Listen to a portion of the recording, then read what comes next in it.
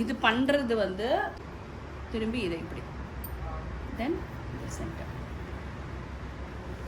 நம்ம ஹாஃபாக ஃபோல்ட் பண்ணியிருக்கோம்னா இதான் நம்ம ஸ்கர்ட்டோட லென்த்து. இந்த ஸ்கர்ட்டோட லென்த்துலேருந்து ஒரு 3 to 4 inches மேலே போயிடணும். ஓகே, மேலே போயிட்டு கேதர் பண்ணி இப்படி வச்சுக்கணும்.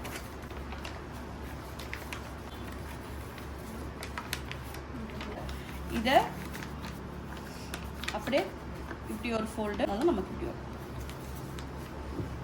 எப்படி ஃபார்ம் ஆகிடுச்சிங்களா? எவ்ரி 2 inch மார்க்கில் இதை எப்படி வச்சு தைக்கணும். இப்போ நான் என்ன பண்ணுறேன்னா இந்த பேட்டர்னை இங்கே எப்படி கொண்டு வரேன்.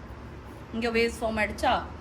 இப்போது இதை வந்து இங்கே கொண்டு வரேன். இங்கே ஒரு வேவ்ஸ் ஃபார்ம் ஆகிடுச்சா? இது ரெண்டும் சைடில் பிடிச்சிட்டேன். ஓகே, திரும்பி இதை இப்படி, திரும்பி இதை இப்படி, தென் இந்த சென்டர். பாருங்கள் கர்வ்ஸ் எப்படி ஃபார்ம் ஆகிருக்கு. உங்களுக்கு தெரியறதுக்காக நான் அயன் பண்ணியிருக்கேன். அயன் பண்ணக்கூடாது. இப்போ நான் டேபிள் என்னால் ஹேண்டில் பண்ண முடியலை, அதனால் நான் எப்படி ஹேண்ட் பண்ணியிருக்கேன். இப்போ இதை வந்து இதை ஸ்கர்ட்டுக்குள்ளே இங்கே வைக்கிறோம்.